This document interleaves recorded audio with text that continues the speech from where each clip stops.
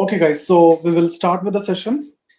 So, here in this session, what we will be doing is we will be discussing the chapter 2. Okay, so I'll take up the questions from chapter 2, few questions we can discuss, and then we will discuss the pattern and the style in which you will be answering that question.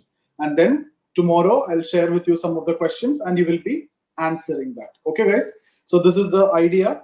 So let's start with this particular question. Rather than you focusing on that question as such, we will consider this topic, positivism and its critique. This is what actually given in your syllabus, right? Now, what are the possible questions from here?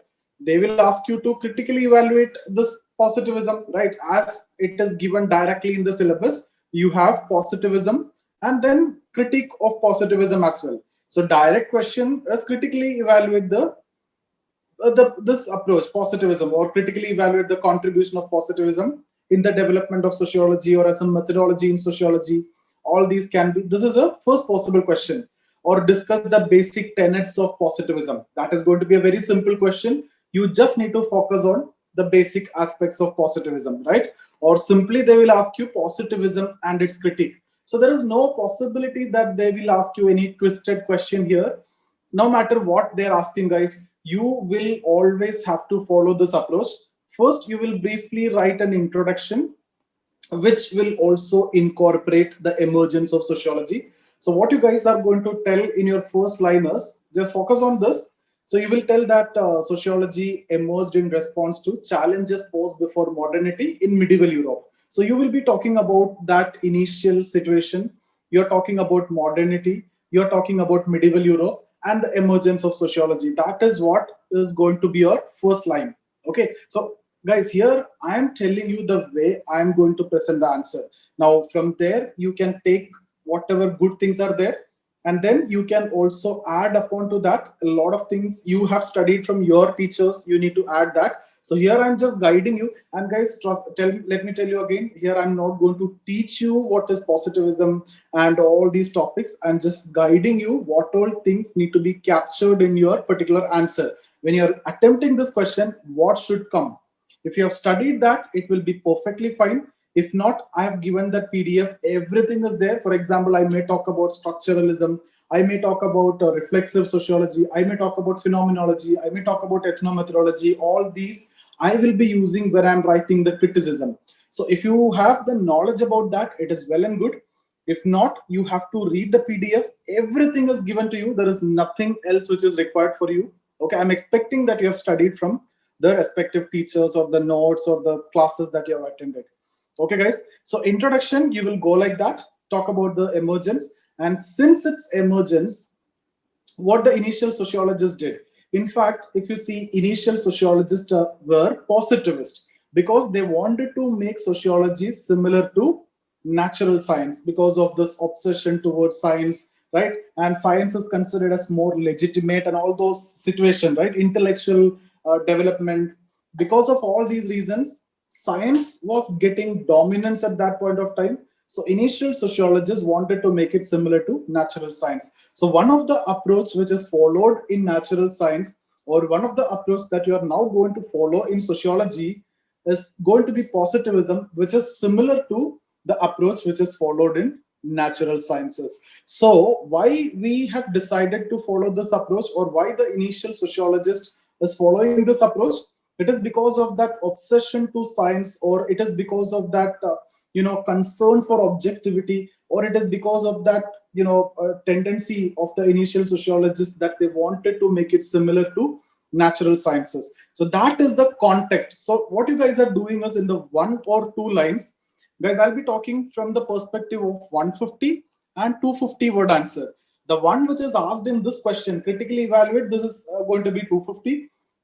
It can be simply 150 word positivism and its critique also. The structure will more or less will remain the same. You need to adjust based on the demand of the question, based on the space available to you, based on the time that you can spend. Okay, so ultimately you should be keeping this in mind, that you just need 150 or 250 words in that particular answer, but all these things need to be incorporated. They may not ask you, even suppose the question is basically explaining about the tenets of positivism. Suppose that is a question, still guys, you need to talk about criticism. So ultimately, we will be discussing about all these keywords, discuss, examine, critically analyze, and all these things. But towards the end, you will come to know that all these are one and the same.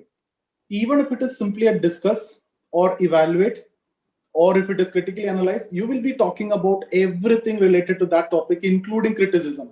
It is not only in critical analysis you will be writing the criticism. Even in a question where they're just asking you discuss, there also you will be talking about criticism. Even the question is about basic tenets of positivism, you cannot conclude the answer without writing one or two limitations. So in my opinion, there are people who will tell you like this is the structure, this is that structure, but ultimately if you need to score good in this paper, all are almost same. Especially what the differentiation you can make, guys, especially in questions like 10 marker and 20 marker, you cannot make differentiation between these keywords, right? Though the keywords are there, I'll explain all these keywords and how to approach all these keywords, but that time it is not possible for you to run behind the keywords. You should be focusing on this. The question is about basic tenets of positivism. I know what to write: introduction and then positivism and then limitation, even if it is 10 marker. No matter whether they have asked about limitation, no matter whether they have asked about critically analyze or criticism, you should be writing about it.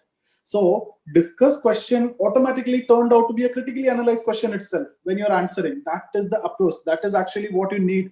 There is no need to stick to this is discuss and I will be just discussing the basic tenets. You should never do that. You should be writing all these things. The positivism. So let me complete it and then we will go back to that. So what I want to tell you is you guys don't want to worry about these words and don't run behind these words in the question. Later, once you get that maturity, when you start writing the answer, guys, people who have written the mains 2-3 times, they will tell you that these are almost one and the same at the end of the day, because the way you're going to approach is almost the same, though we can differentiate the meaning and everything. But when you're putting it into paper, these are almost one and the same. And if you need to get marks, you need to cover each and every dimension, no matter what keyword they're asking, whether it is discuss, examine, critically analyze. This is my point, guys. Even if the question is about discuss, when you write your answer towards the end, you cannot actually differentiate whether you have written a discuss question or critically analyzed question. Because even in a general discussion, can you write a general discussion without talking about the limitation? No, right? You can simply discuss about that basic tenets, but that's not complete in itself. You are obliged to talk about the limitation. So when you're writing the limitation, that is actually a critically analyze. Similarly, if the question is about examine, when you're examining something, for example, positivism, as a methodology you're going to examine, can you do that without talking about the positives and negatives? No, you cannot examine anything just with one dimension. So this is what people misconceived or misunderstood, that all these are different and we need to have a different structure. That's not the case. When you start writing, you will come to know almost all these will be merged into one. That is the level of maturity you need to have. It is, if you start thinking that all these are different, then that is that immature approach.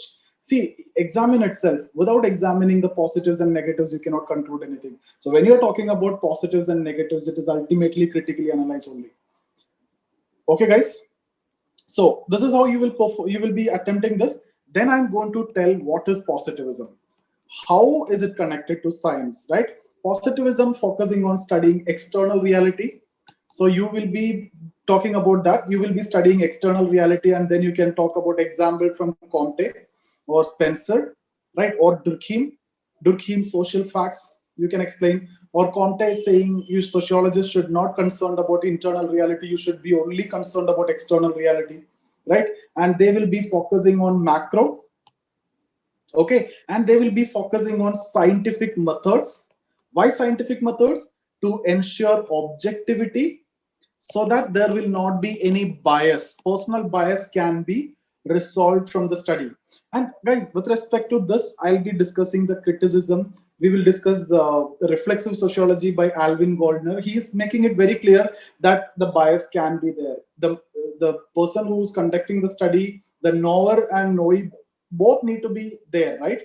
So without personal biases, you cannot actually conduct investigation. That is what reflexive sociology. I have given the answer. Similarly, structuralist, they also, you can write here. Andoni Giddens, you can write here. that as an example again for this objectivity factor. Or Weber, Mead, Alfred Schutz, Peter Berger, Thomas Luckmann, Harold Garfinkel, phenomenology, ethnomethodology, interpreter sociology, interactionist approach, all these you can write as a criticism. So I'm not, thinking that you will be facing problem with the content. That's why I'm not talking about the content. I'm just telling you what you need to be writing and how you're going to be proceeding. Okay, guys. So you will be talking about what is positivism. Now, what you're going to do is you will be talking about how it contributed in the development of sociology in the beginning. For example, you can talk about Durkheim studies, how Durkheim used statistical techniques, how Durkheim used quantitative methods in his theory of suicide, then how his theory of social facts, right? How he's considering social facts as things. That is a clear-cut positivist approach, right? To ensure objectivity. How we have given different scientific methods, right? You can talk about multivariate analysis, indirect experiment, all those. If you have time and space, again, that's what I'm telling you, 150 word you will not be able to write it.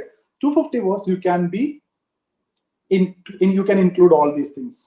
Okay, guys. So how positivism contributed. So here is where I will be following this approach, guys. CCR. This question is critically analyzed, so I'll follow this approach: contribution, then criticism, then I'll conclude with relevance. So that is what CCR approach. Just remember this. So I will be talking about the contribution, and then what I'll be doing, I will be talking about criticism. So you can write n number of criticism directly from here.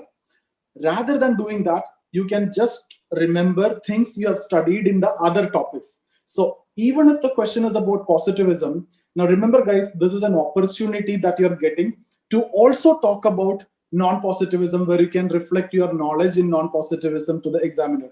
So you can talk about Weber, right? I'm just mentioning that point only. I'm expecting that you know this. This is not a training session. Okay. So Weber. So Weber, that's why purposely I have taken this batch only, that not my students. Few of you are my students, but otherwise this is mostly not my students, because I'm not interested in talking about all those things that we will not be able to complete in 21 days, because all these topics are one day, one sessions. Okay, guys. So Weber, you will be talking about interpretive approach. Mead. So some of you are asking me how many thinkers you need to incorporate.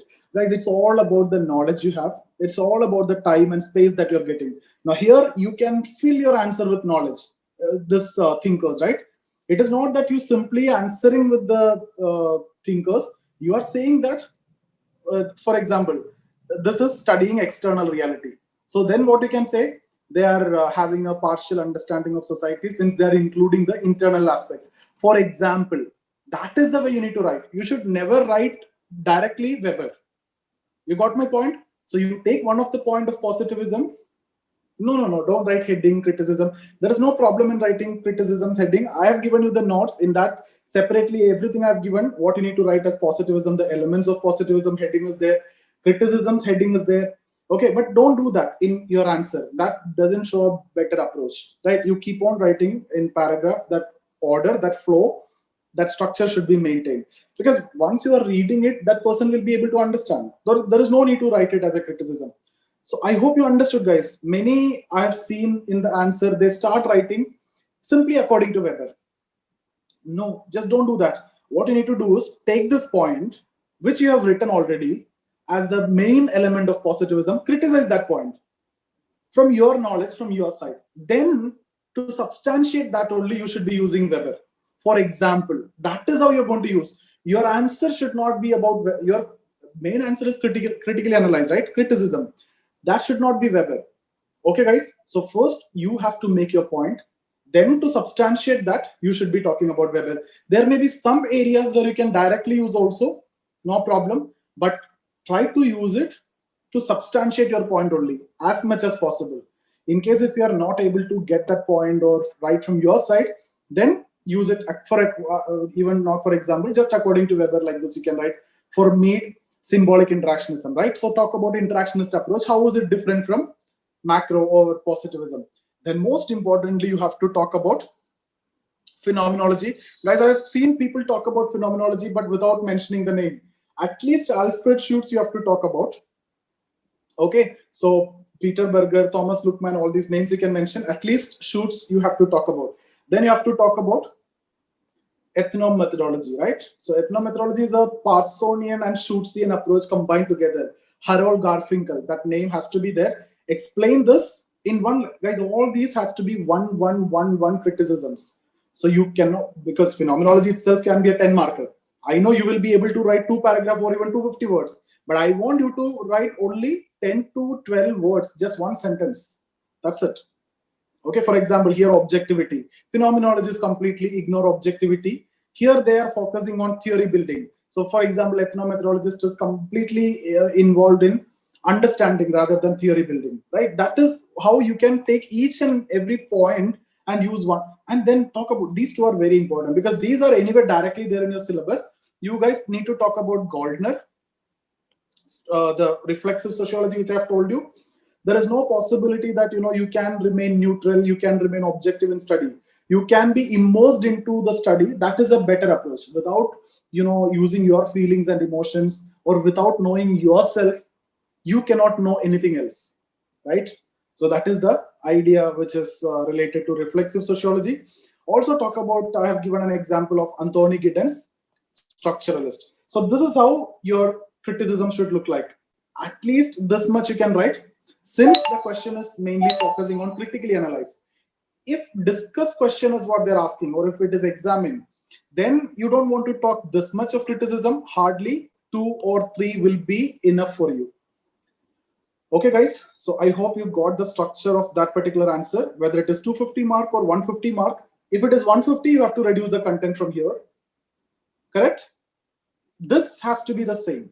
You can't do much over there. But that will come with time. When you start writing, it will automatically come, and that is the practice what you actually need. Definition, you can start with a simple definition. If you know the definition, positivism, one line of definition you can give. That where when you discuss a context, you can do that. Okay, and then in the conclusion, you have to talk about relevance. Without writing at least one point, relevance, never conclude, guys, because this is going to be full of criticism. Towards the end, you are concluding it with negative note. That is not going to be good.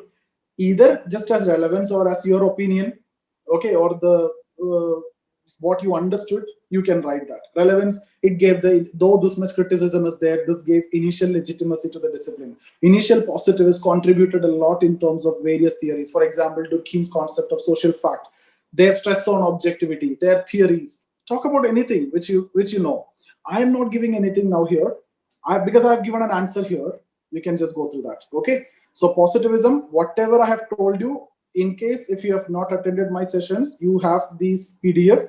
Go through this. What is positivism in simple terms? Everything is mentioned. Whatever I have underlined, it has to be there in your mind. Never miss that. Okay. Critically analyze, clearly given. The contribution is written. The criticisms one by one is written. Though I have not added thinkers here, but you need to, right? I have given, right? Adorno, Peter Berger, right? Then Comte. Thinkers is there. Non-positivist. Non-positivist means actually Weber, Mead, Alfred Schutz, everybody will come, right? And the conclusion is also there. So this is another answer. That also you can go through.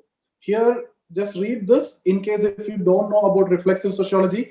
This can be a question. This can be a 10 marker. Why it can be a 10 marker? People will tell that it is not there in the syllabus, but it is there in the syllabus. How? The topic is positivism and its critique. Any critique to positivism, any other approach can be asked.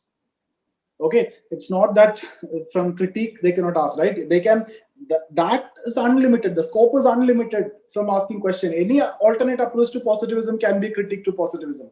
Can they ask you? Yes.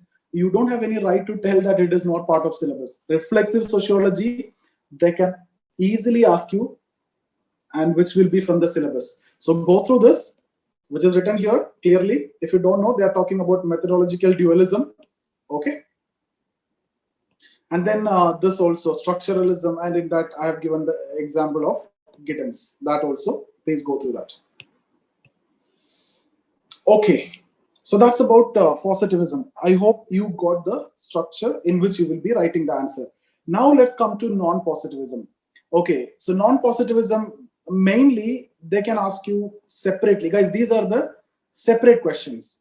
First, they can ask you non-positivism or critically analyze non-positivism, or they will ask you non-positivism as a critique of positivism. All these are twisted questions of the same topic. Or 10 marker, they can ask you Weber approach, that is interpretive sociology. This can be a 10 marker. Or Mead's approach, symbolic interactionism, again another 10 marker, or it can be 20 marker also. They can also ask you phenomenology separately. Okay, I'll not be discussing all these now. I'll tell you the approach. They can also ask you ethnomethodology, they can ask you reflexive sociology, they can ask you structuralism, and all those they can ask you. But this is what mainly we will be focusing on. Interpretive sociology, short note you need to prepare. You should be preparing. I have given that here. It is there here. Okay. Symbolic interactionism. I'm expecting you know that. I'm not discussing what is it. It is given in the PDF. Read that. We'll be giving you the question and we'll see how you're writing. Okay, guys. Then phenomenology, ethnomethodology. This is Alfred Schutz, Peter Berger, Thomas Luckmann, Harold Garfinkel. Okay. It's a mixed approach of Parson and Alfred Schutz. So if they're asking you non-positivism as a critique to positivism, if they're asking you like that, then how you're going to approach it? The question is non-positivism as a critique to positivism. Here they are talking about both, right? Positivism and non-positivism. Similarly, they can simply ask you non-positivism and its critique. Okay, you got the difference between two questions, but ultimately when you're writing the answer, both will come more or less the same. Or they can simply ask you non-positivist methodologies. Okay, so these are the questions they can ask you, and all these are going to be almost same because the contents are almost same. So suppose they're asking you non-positivism as a critique to positivism, what you need to write is sociology emerged, and then in the beginning sociology followed approach which is similar to natural science, which was related to positivist approach, and the main elements of positivism were this. Just the first paragraph, not too much you need to talk about that. But positivism was criticized by idealists, then talk about the main criticisms, and then alternate approach came. For example, guys, positivism is objective study of objective reality. What you study? Objective reality, right? External reality. How you study? Objectively. So objective study of objective reality. Then comes Weber. What Weber do, subject matter will change from external to internal, so subjective reality. But Weber stress on making theory and studying objectively. So that is what objective study of subjective reality. Then comes pure non-positivist methods like phenomenology, ethnomethodology. That is subjective study of subjective reality because they are not concerned about objectivity. They are not concerned about theory. Okay. So here, what you will be talking, initially you talk about positivism because that they are asking non-positivism as a critique to positivism. Talk about positivism first. Perfect. And then you talk about the criticisms like in the beginning of 19th century, idealists like Hegel and Dilthey and all those inspired by them, alternate school have emerged and they have criticized because of this reasons, talk about the reasons, talk about few criticisms, and then talk about non-positivism, and then you talk about the elements of non-positivism. Briefly, what are the elements? Just opposite. In positivism, external reality. Here, internal aspects. In positivism, scientific methods. Here, you are not concerned about scientific methods. Positivism, quantitative data. Here, qualitative data. Positivism, theory building. Here, just understanding. Positivism, objectivity. Here, you favor subjectivity. Right? Positivism, you concerned about prediction. Here, prediction and testing and all is not possible. Okay, guys? So talk about that elements. And then various non-positivist approach also need to be mentioned, where you will be discussing Weber, Mead, and then phenomenology and ethnomethodology, right? And then you should be talking about briefly this limitation of this approach also, 1 or 2 lines, then you will be concluding. Okay, so this is what I have given to you here. What is non-positivism and everything in detail I have given here. Interpretive sociology, this is of Weber. More detailed understanding is given below this. It is an objective study of subjective reality. Why objective study? Because Weber stressed on making theories, ensuring objectivity by using methods like Verstehen, ideal types, trained investigator, causal pluralism, causal probabilism. Talk about all these things. Whatever you know depends on the space you need to mention. Yes, in this question, I have given the answer for this. Elaborate the main tenets of interpretive perspective in sociology. If that is a question, you are asking about specifically this one. But guys, first line you talk about initial approach was positivism. Then the subject matter changed with Weber, who was inspired by the idealist. Then you talk about Weber's approach. What is interpretive sociology? The subject matter have changed. It is becoming internal based on micro approach. But the way you study, it is similar to positivist objective. So interpretive sociology by Weber is considered to have bridged the gap between positivist and non-positivist. Why? What you study related to non-positivist, internal aspect. How you study related to positivist.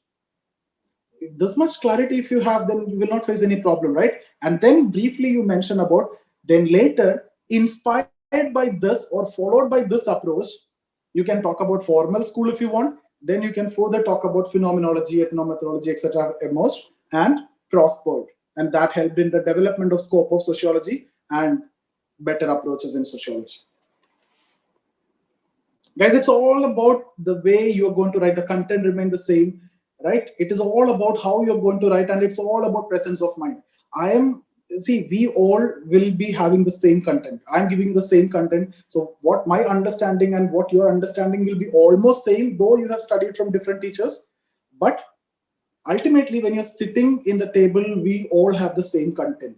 But it's all about how you are going to write and the presence of mind. And guys, it's all about execution. This is only one simple point which I want to tell you. It's all about the way you're going to execute, the way you're going to write and use that 3 hours. That's what matters. For that, what you need is a practice. And if you're taking prelims this year, I don't want you to spend too much of time now. Just write the answers which I'm giving you, questions which I'm giving you. Beyond that, don't put too much effort. Okay, because prelims is going to be very important for us. If you're not clearing prelims, then there is no point in doing all these exercises. We can also, what I can do is even after prelims, those who are clearing the prelims, we can have some more refresher sessions. I can do that with you.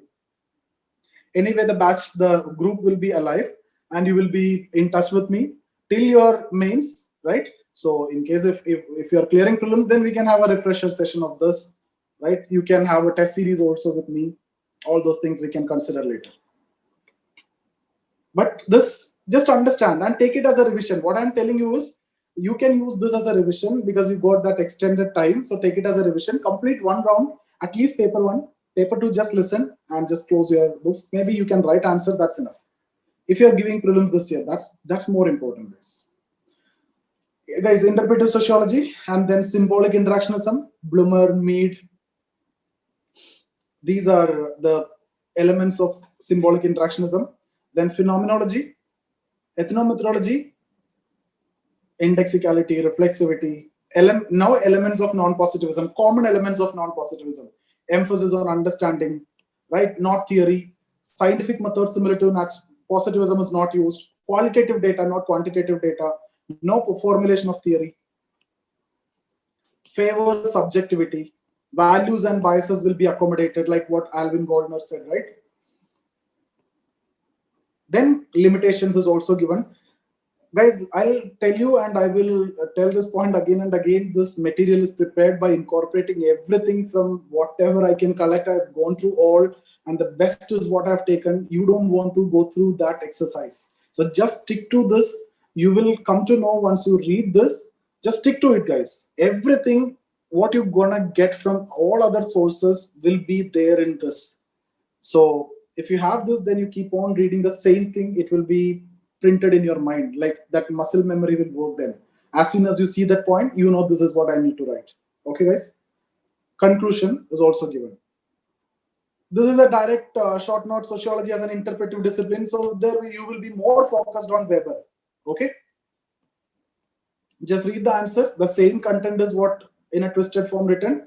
I've broadened the whatever is broadened. Like you can talk about Verstehen approach, guys. Whenever you get a question on Weber, not only sticking to what is there in this particular PDF, you also need to bring whatever you have learned in thinkers. For example, his approach, you are making a point that Weber's approach is an objective study of subjective reality. Substantiate it. Talk about his objective study. Give example from his studies. Give the methods that he used. Define social action, the scope of sociology. Sociology aims at understanding cause and social action in order thereby to arrive at an explanation of cause and effect, right? Wherever you can write such definitions which you have learned in thinkers, just do that. Okay, that will add value to you. Same. This is what. Same question only, guys. See, here I added the theories of social action also. So how this theory is actually added here in interpretive approach. Even Protestant ethic and spirit of capitalism you can use. How he study objectively, how he's trying to study objectively, how he's talking about causal pluralism in terms of spirit and substance. Correct? Interpretive sociology, phenomenology. Just repeatedly read these contents, guys. It's going to be very good for you. I think here some repetition is there. Repeated, yes. Ethnomethodology. Yeah, this is repetition. Okay, phenomenology. If they're asking phenomenology, it can be a 10 marker. So you'll be talking about Alfred Schutz, Peter Berger, Thomas Luckmann. The context you need to explain. What is the context? Positivism, their limitations, idealist, Weber, Mead, and inspired by them, phenomenologist. Okay, their characteristics, talk about their basic elements, studying internal aspects, understanding, no scientific methods, right? No theories, qualitative data. Alfred Schutz, talk about him, very important. Peter Berger, Thomas Luckmann, contribution to sociology. This is what CCR, right? Contribution, criticism, conclusion is the relevance. I don't think I need to repeat the same thing again and again. The same only here. Just read that. Okay. Our next topic is value neutrality. That is also there in the syllabus. Before that, this question. Sociology as science, right?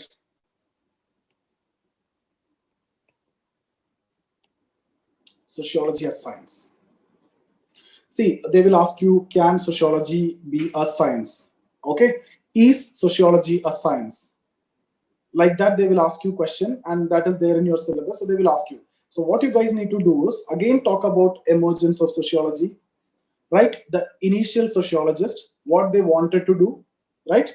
So initial sociologists wanted to make it similar to natural science. Saint-Simon, talk about that, even thought of social physics, which is analogous to natural science physics, right? So you will be talking about Saint-Simon for sure. And then you will talk about Auguste Comte, introduced sociological positivism and wanted to make it similar to natural science, gave sociological theories. Scope is defined in terms of social statics and social dynamics. Bring about all those dimensions which you know, guys. Talk about Herbert Spencer, his organismic analogy, compared society with an organism. Talk about that. Then, obviously, you can talk about Durkheim. He stressed on considering social facts as things, shows his concern towards objectivity. He defined how sociology can be a scientific discipline, and he demonstrated how can you study a social fact in a scientific way and all those things. So these are thinkers that you need to bring in. Otherwise, the answer should look like you need to explain what is science. Guys, there are two ways in which you can understand science. Let me tell you quickly. First is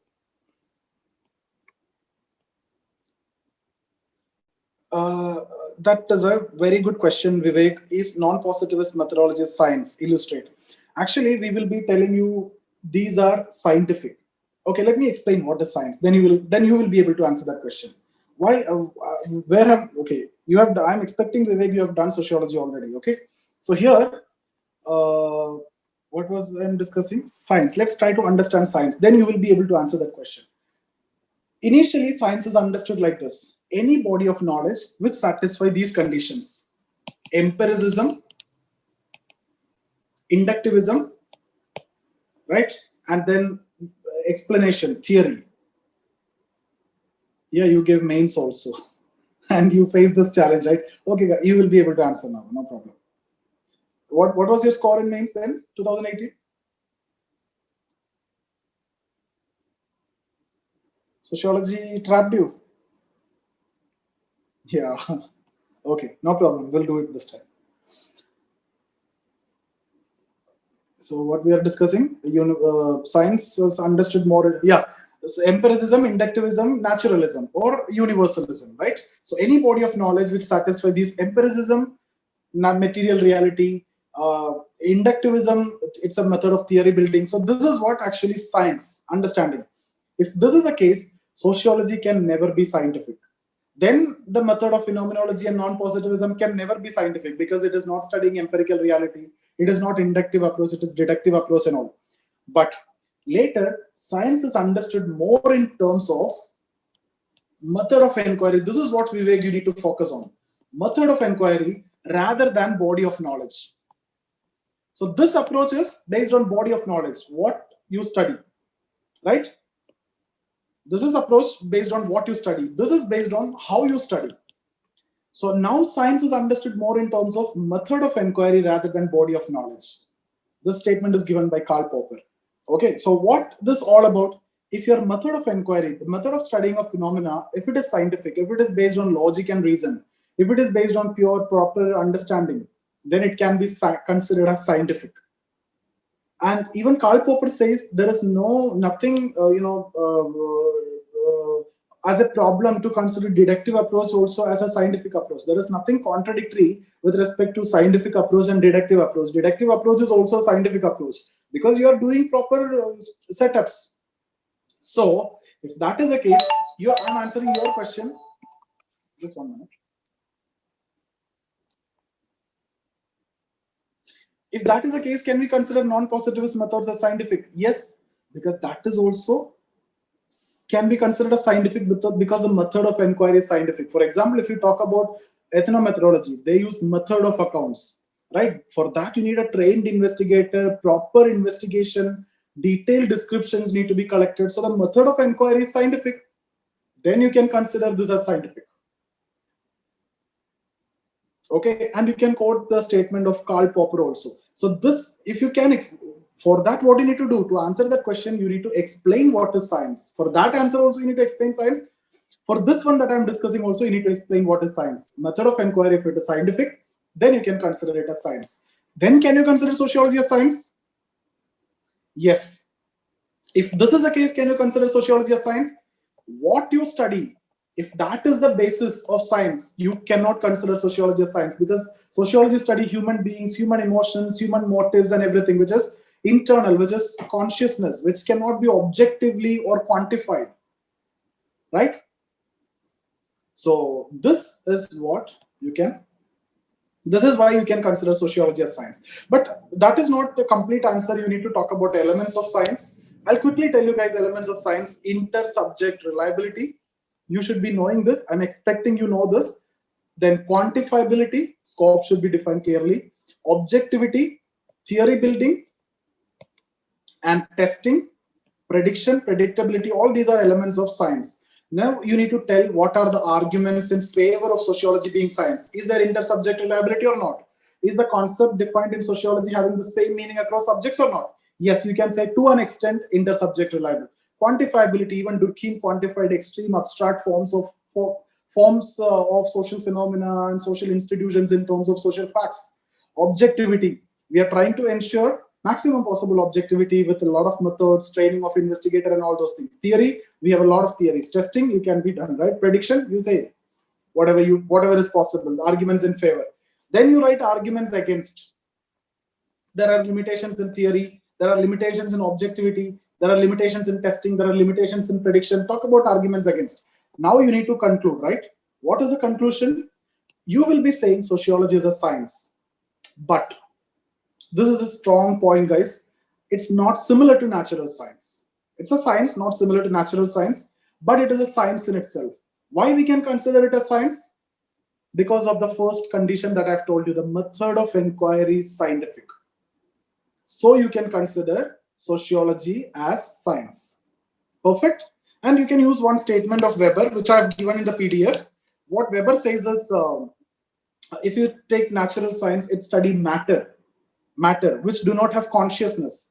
On the other hand, sociology study human being, which is having consciousness. So when you're studying matter, which do not have consciousness, the behavior can be predicted easily in terms of cause and effect relationship, right? You boil water at 100 degrees Celsius, you know what is going to happen.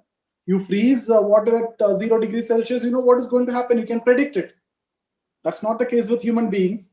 When you're dealing with human beings, you cannot predict the behavior, as human beings have consciousness.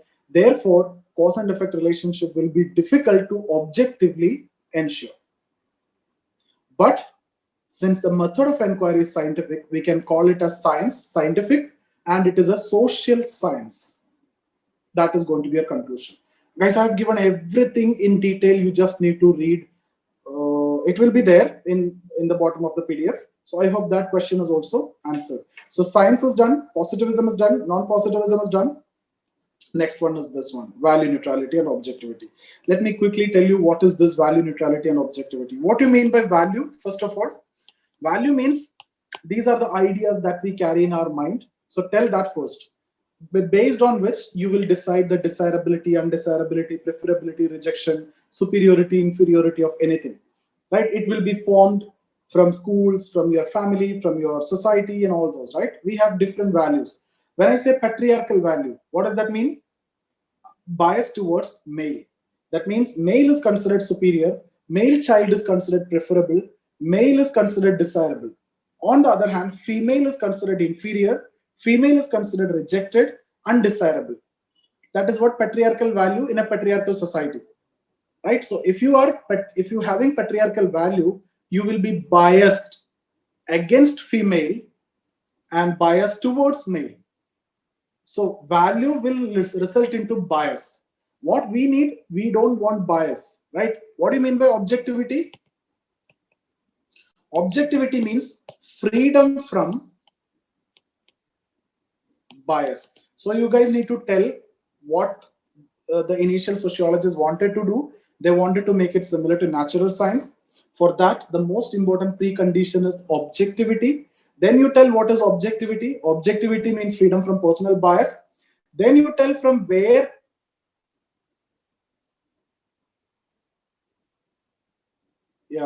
okay, Vivek, thank you so much. So from where this bias will come? The bias will come from value. Then you tell what is value. Values are these, okay? And then you tell objectivity. If you need to ensure, one of the precondition is value neutrality. Guys, let me tell you one thing. Objectivity and value neutrality are not one and the same. Value neutrality is a precondition to ensure objectivity. If you remain neutral, then only you can ensure objectivity, provided there are many other things also need to be taken care, methods and proper approach and everything need to be there. Okay, so value neutrality is one of the precondition to ensure objectivity. Objectivity is your larger goal. Value neutrality will come obviously within that. Now, then you talk about various steps in the research, because whenever you talk about objectivity, which method you're talking about, inductive or deductive? You're talking about inductive approach, because in deductive approach, they are not concerned about objectivity. So in inductive approach, what are the steps? You collect data, first of all, then you interpret data, then you try to make theory and all. So in all these steps, you need to tell the examiner how the values are affected. In all these steps, collection of data, what methods you take? Interview method, for example. Will it be based on your bias, the question that you're asking? Yes. On the other hand, the other person who's replying, will there be bias? Yes. Okay, so these are examples which you need to give. So steps, how the values can be affected. Even when you're selecting the topic, can the value will be affected selection of topic? Yes or no? Yes. But what Weber says is, value can be tolerated at least at the level of selection of topic. Whatever topic you like, you choose it. But once you decided the topic, then it should not come. When you're collecting data and everything, then value should not come. At the level of deciding the topic, value can be tolerated. Once you decided, then there should not be any value. Okay, guys? So Then you also need to tell what are the steps to take to ensure value neutrality or objectivity. Talk about various methods, what the methods Durkheim gave. Talk about the methods which Weber gave, Verstehen, ideal types, causal pluralism, comparative analysis, how he used these, how he demonstrated it. Talk about Durkheim, use of statistical techniques or quantitative approach, indirect experiment, multivariate analysis. Explain social fact. So his stress on considering social facts as things itself shows his concern for objectivity. You are asked to consider some social institutions as things like physical objects. How is it going to be possible? Which shows his concern for objectivity. Talk about that. Okay. So, guys, ultimately, now what I need to tell you is you have the content with you, you have good knowledge. It's all about the way you're going to present it. Now, I hope you might have got some idea with this discussion how I am going to present my answer. You don't worry about these words that I'll do separately. And once we did that, then you will come to know that there is not much difference. Actually, question is asked on a topic. Ultimately, once you start writing the answer, you need to write each and every dimension. These words will not be playing key role, but you need to know. Yeah, this is the structure you need, right? And this is what I've given to you. You need to write the more than that. You need this clarity, guys. Once you have this clarity, this will come to you automatically. I told you, no, it has to be, come to your muscle mind. Like I'm teaching, so I know this. It should be like when you're driving in the beginning when you start driving the car, then you will face a lot of difficulty. Then once you become an expert, then things will, you know what to do in different situations, right? Same is the case here. Once you have the good knowledge, not all what people will do, positivism, you take the topic, you study the topic, and you try to reproduce the answer. That is not the approach. Even if I am writing positivism, I'll be trying to write answers from thinkers, right? And from every other sources which is possible. That will reduce my difficulty also in learning that, guys, what is easy? This approach is easy. You can learn from different aspects and you can use it. Both need to be there, Harsh. You need to write answers, at least a few answers, especially after mains. But here you can just start writing so that you will get that touch. Interlinking thinker is more important. And guys, if you are strong in thinker, let me tell you, you'll be very good in sociology, at least in paper one. And that is my strong area. That's why you can see in all three papers, 3 years mains, consistently, I was so good in paper one. Paper two will fluctuate. You don't know whether it all depends on a lot of other things. Paper one, if you're strong in thinkers, and that's exactly what I'm passing on to you. The thinkers, if you're strong, you will come to know how I can use it everywhere. Even positivism, you will be able to use Marx and Durkheim. You can talk about Weber and Mead in non-positivism, right? You have studied these four thinkers. And any other approach, you can talk about Parson and Merton. And these are the thinkers you need to write in family. If you're studying family, you'll be talking about Durkheim, you'll be talking about you'll be talking about Marx, you'll be talking about Parson. Religion, you'll be talking about Marx theory of religion, Durkheim theory of religion. You'll be talking about Weber theory of religion, Protestant ethic and spirit of capitalism. Parson, social control. Malinowski, social change. Do you want to study separately? No, right? Everything is done in thinkers. You just need to interconnect. Politics and society. There also you're studying Parson and Weber. Constants from some variables, some both are one and both are studied in thinkers. Everything is interlinked. Work and economic life. There is a topic. For example, organization of work in different societies. You have learned that in Marx mode of production. Different societies, ancient, feudal, capitalism, socialism, right? Industrial society, everything need to be connected with thinkers, then is going to be very, very easy. Okay, any doubts here, guys? That's it. This is what I wanted to tell you today. And tomorrow we will have a session. I'll update that in the WhatsApp group whether we'll have a session on tomorrow. Definitely, I'll give you answers, questions tomorrow.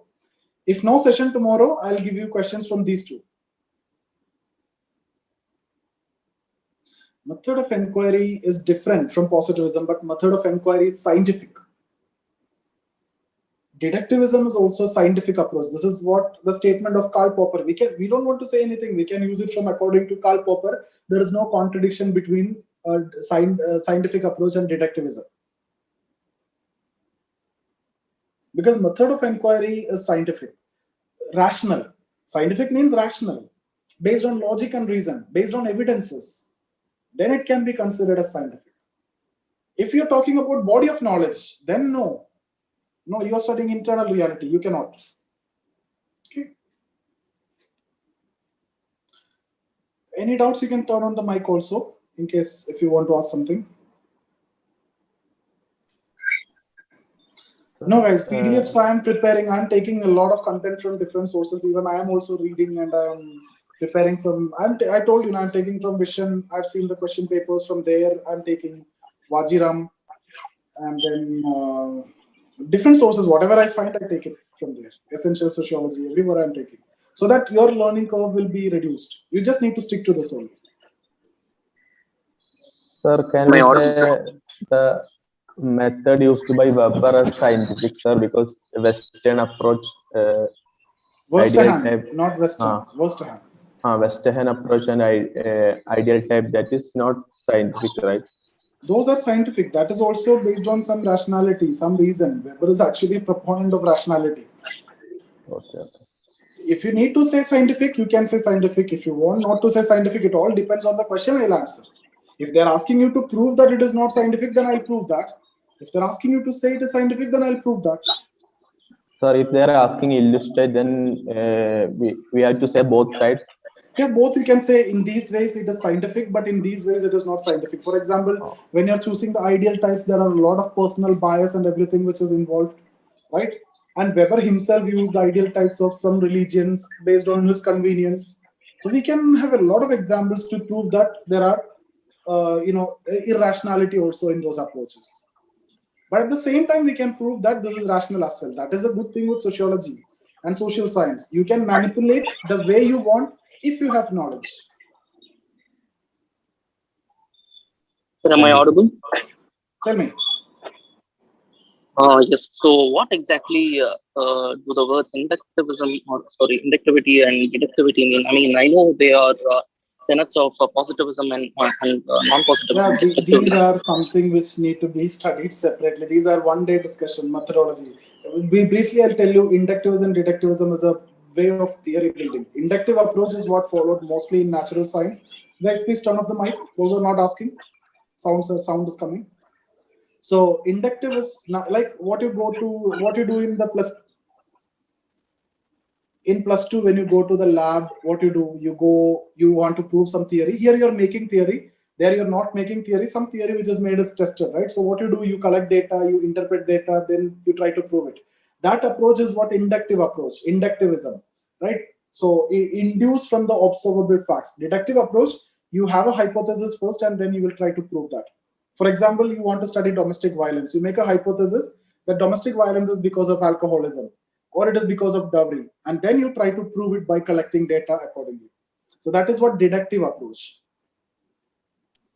Yeah, thank you. Beautiful. Thank you, sir. Thank you, sir.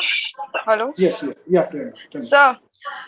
Peter Berger's statement is that like sociology is concerned with making it out of I think positivity is a concern with us making out of sociology in science as like that some sentence.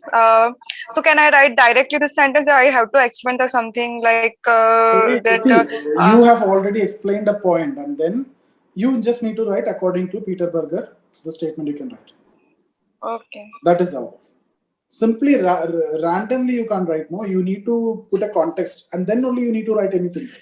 But sir, in criticism, directly, like according to phenomenologists, like Peter Berger said, I don't. You can write. That way you can write. Criticism you can do that. Okay. But the best way is always to criticize from your side and then use thinker. That is the best way. But in case if there is a limitation of space, you will be obviously facing that limitation. Then you straight away write according to this, according to Popper, according to this, like that you can. Okay. It all depends on, again, there is no hard and fast rule. It all depends on your discretion. This is what I want to tell you. People mistakenly believe that this is what I need to write and then only I'll get mark. You write anything, you will get mark. But it has to be based on the situation. It should be, it should impress the examiner. It should only convey that you have the required knowledge. Okay. It's not that you need to write this and then that is what the case with maths and physics and electrical engineering and all. Here, that's not the case. You write anything, anyway, it should be convincing. That's the only thing. This is what I mean by this answer writing program. I want to change that myth actually. So actually, I am following that, like reproducing the same what you are in PDF. But now I just trying to I adapt my side. And Yeah, now that's we are in this PDF. If you see, I have given different answers, different way also. So okay, now I will change my approach. Yeah. Even don't stick to my PDF and my words completely. You have to change it. You have to make it your own. But there are some keywords which I have underlined that you need to take, and then you have to make it your own. Then it will come like a, spontaneously it will come based on the situation. Guys, this is like, it's the way I speak to you. You should be in a position to speak like that first. Then you will be able to write also. Right? Actually, it's very difficult, reproducing the same. Actually, it's very struggling, I think. No need to. That is what I'm saying. No need to reproduce the same. But the fact of the matter, it's like the essence should be the same. Then reproduce in your words.